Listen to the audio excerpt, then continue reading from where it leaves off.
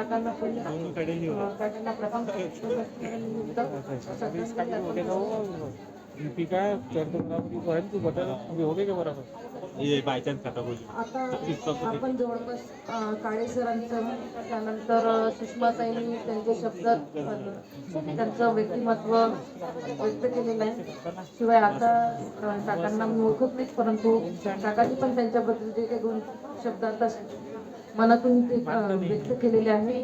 आणि भैरवताई जो अनुभव सांगितला याच्यामध्ये जवळपास सगळ्याच गोष्टी काकांचं व्यक्तिमत्व सगळ्यांनाच कळून गेलंय. म्हणजे त्यांच्या व्यक्तिमत्वाला शब्दामध्ये सर्वांनी व्यक्त केलं. माझा परिचय फार नाही आहे, मागच्या जवळपास 6 ते 7 वर्षापासून मी त्यांना ओळखतो. त्यांच्या सानिध्यामध्ये हे जे मागचे 6 ते 7 वर्ष गेले, खरं तर ह्या 6-7 वर्षामध्ये त्यांच्याबद्दल जे ऋणानुबंध जोडले गेले ते असेच जोडल्या गेले नाही, एवढं मला कळत आहे. कारण की मी महसूल विभागामध्ये काम करते आणि भरपूर पब्लिक कॉन्टॅक्ट मध्ये काम करते. त्यामुळे बरंच म्हणजे रोज 100-150 लोकांना आपण बघतोय, भेटतोय आणि अटेंड करतोय. अशा याच्यामध्ये काकांमधलं जे व्यक्तिमत्व मी बघितलं ना, ते मी माझ्या सर्व्हिसच्या 15 वर्षातही इतकं जबरदस्त व्यक्तिमत्व मी बघितलं. एक माणूस म्हणून जेव्हा त्यांचा परिचय मला झाला ना, तो अनुभवच फार वेगळा होता. म्हणजे माझी जेव्हा पहिली भेट झाली त्या दिवशी मी नॉर्मलीच त्यांना बोलले की चला स्मिताची मैत्रीण वगैरे वगैरे.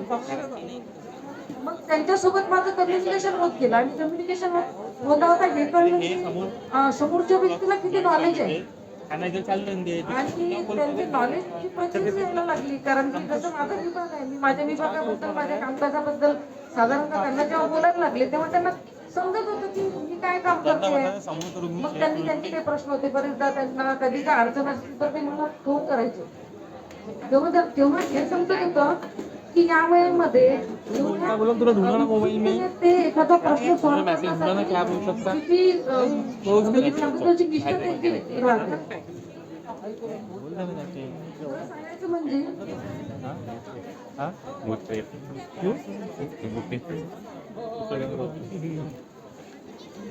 इथे मी आज जवळपास 1 वर्षानंतर आले, परंतु मागच्या 5 ते 6 वर्षामध्ये मी दरवर्षाला 3 ते 4 वेळा इथे यायचे. कारण की त्यांनी आयोजित केलेले प्रत्येक शिबिर मी अटेंड केलेले आहे.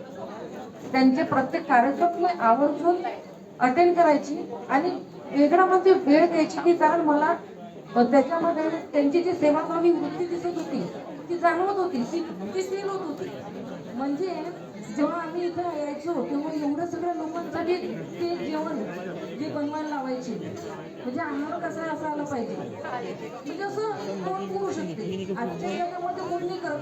एवढी माणसाची प्रवृत्ती राहिलीच नाही आहे मुळात. तुम्ही जर खरंच बाहेरचं जग जर पाहत असाल ना, त्यांच्यामध्ये ती तो जो वेगळेपणा होता तुम्ही मांडला ना, त्यांच्या एका शब्दाला मी म्हणजे ऐकल्याचं असताना की असं जे मी फील करत होते ते तुम्ही शब्दात व्यक्त होते. काळेसर हे बोलत होते ते मी अनुभवलं. मग माझा कार्यकाळ जरी कमी असेल किंवा छोटा असेल तरी तो मी फुलफिल मध्ये अनुभवले. त्यांच्या जाण्याने एक पोकळी निर्माण झाली हे जरी खरं असलं तरी मी आज मैत्रिणामध्ये, जॉयमध्ये, स्मितामध्ये, सोनूताईमध्ये त्यांच्यापेक्षा बघते. त्यांनी कुटुंबासाठी, कुटुंब एकत्रित राहण्यासाठी जे प्रयत्न करत होते हे आता विभक्त कुटुंबावाले तर समजू नाही शकतील किंवा आजच्या याच्यामध्ये जे सेल्फ सेंट्रिक लोक जगतात ते नाही समजू शकतील. मी त्यांना प्रत्यक्षात अनुभवलं आहे म्हणून मला कळालं की एखाद्या कुटुंबासाठी वेळ देणं आणि एखाद्या कुटुंबाला जुळून ठेवणं हे त्यांना जमलं. कारण ते तेवढ्या निस्वार्थी भावनेने त्या कुटुंबासोबत राहत होते.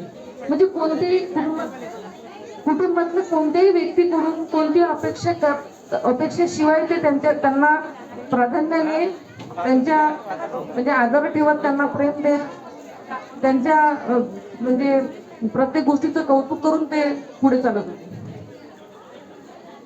एक मागच्या वर्षीचा शेवटचा प्रसंग आहे. आज म्हणजे आज जरी आपण सगळेजण जमलोय त्यांच्या, एवढे सगळे जण हे जे जमले आहेत हे नक्कीच म्हणजे असं सहज नाही जमलेले आहेत. त्यांच्यावर कुठेतरी त्यांचा चांगला प्रभाव होता म्हणून आपण त्यांच्या स्मरणार्थ इथे आपण सगळेजण आलेलो. मागच्या वर्षी मी जेव्हा ह्या कठीण प्रसंगामध्ये मी बघितलं, मी त्यांच्या सगळ्या मुलांना, त्यांच्या भावंडांना, सगळ्यांना जेव्हा बघितलं ना, त्यांनी जेव्हा त्यांच्या ट्रीटमेंटसाठी, त्यांच्या दवाखान्यासाठी जे डेडिकेशन ते देत होते सर्वजण, त्यांची जे काही सेवा करत होते, तेव्हा असं वाटत होतं काका हे सोडून चाललेत तुम्ही. म्हणजे ह्या मुलांवर एवढे चांगले संस्कार होते की तेच जाणवत होते की ज्या प्रेमाने म्हणजे त्यांना तो एक एक क्षण ते त्यांच्यासाठी झिजत होते. म्हणजे स्वतःची कोणती कमांड बाळगता काही समजत नव्हतं. म्हणजे समजा डॉक्टरचा विषय जसा अकोल्यामध्ये कुणीतरी रेफर केलं होतं ते एका दिवसासाठी अकोल्यामध्ये आले होते, त्यांची धावपळ, त्यांचं एक एक क्षण की बाबा म्हणजे आम्ही कसं वाचवायचं या व्यक्तीला, म्हणजे आम्ही एक एक क्षण जिजून कसं यांना या सगळ्या गोष्टीतून बरं करावं, त्यासाठी त्यांची धडपड चाललेली की याच्यामध्ये म्हणजे आजच्या या जनरेशन मध्ये सुद्धा मुलांनी मायबापासाठी इतकं जिंकलं हे पण मी कुठं जास्त पाहत नाही खरं सांगायचं. म्हणजे हे मी त्यांच्यासाठी बघत होते, असं वाटत होतं की हा वारस त्यांनी तयार केलंय, हे कल्चर त्यांनी त्यांच्या संस्कारातून तयार केलं. आणि ते बघून पण मला खूप चांगलं वाटत होतं की याला म्हणतात की म्हणजे ज्या व्यक्तींनी नुसतं कुटुंबच नव्हे, आपला मित्र परिवारही तितका जोडून ठेवला, तितका बांधून ठेवला, सगळ्यांमध्ये ती बांधणी त्यांनी ठेवली. आणि आता कसं आहे की मी तो शेवटचा काळ जो होता तो बघितला, त्यांच्यासाठी ते चौघजण, मॅगीताई, ते जोजो दादा वगैरे सगळे बघितले. आणि त्या प्रत्येकामध्ये त्यांच्यातला तो अंश मला जाणवला की त्यांनी म्हणजे त्यांचा तो वारसा त्यांना दिला आणि त्या पोरांनी पण तो जोपासला. म्हणून आज पुन्हा आपण सगळ्यांना पुण्यस्मरणानिमित्त, प्रथम पुण्यस्मरणानिमित्त एकत्रित जमलोय. त्यांचा वारसा ते कसा पुढे चालवतील हीच त्यांना खरी श्रद्धांजली अर्पण होईल असं मला वाटतं. थँक्यू. थोडासा बोलण्याच्या ओघामध्ये एक गोष्ट बोलायला लावून गेली.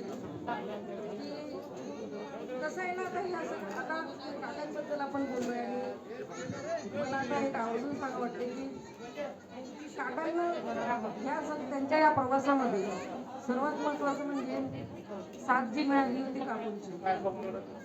आपण काकूंबद्दल म्हणजे सॉरी, म्हणजे माझं थोडस बोलताना राहून गेलो होतो. मला आता एकदम बसल्यानंतर असं काहीतरी आवडल्यासारखं वाटलं, काहीतरी चूक म्हणजे काय म्हणतात, काहीतरी विसरल्यासारखं, जसं विसर पडल्यासारखं वाटणार, लगेच मला काकू आठवलंय. या प्रवासामध्ये त्यांना साथ जी मिळाली ना काकूंची, त्यामुळे आज म्हणतो प्रत्येक यशस्वी पुरुषाच्या पाठीमागे एका स्त्रीचा हात असतो. तसंच त्यांच्या या कार्याला आणि त्यांच्या या प्रवासाला सगळ्यात चांगली साथ काकूंची मिळाली. आणि कदाचित काकूंच्या साथ दिल्यामुळे त्यांनी हे सगळं कार्य चांगल्या पद्धतीने पार पाडू शकले. कारण की त्यांच्या त्या प्रत्येक कार्यक्रमामध्ये काकू सुद्धा तितक्याच हिरिरीने भाग घेत होत्या. हे आम्ही बघितलं आहे, अनुभवलंय. म्हणजे जेव्हा एखादा नॅचरोपॅथीचा प्रोग्राम होतोय आणि मला ती एक्झाम होती, तेव्हा आठवतंय की सकाळी उठून सगळ्यांसाठी चहा करायचा, त्यांच्यासाठी नाश्ता करायचा, त्यांना जेवण द्यायचं. पेपर्स आमचे होते, एक्झाम्स आम्ही देत होतो, परंतु त्यांना साथ द्यायची म्हणून त्यांनी त्यांच्यासाठी तो प्रत्येक वेळ आणि प्रत्येक क्षण दिला. त्यामुळे त्यांचं जे योगदान आहे, त्यांच्या प्रत्येक समर्पणाची जी भावना होती, त्यांची समर्पणाची जी भावना होती, त्यांच्या साथीमुळे, त्यांच्या सोबतीमुळे ते आणखी ह्या सर्व गोष्टी करू शकले.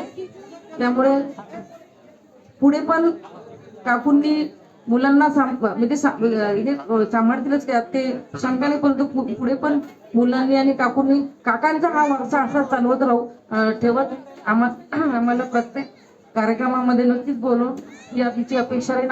आम्ही नक्कीच तुमच्या या प्रत्येक क्षणामध्ये सहभागी असू अशी तुम्हाला ग्वाही देतो.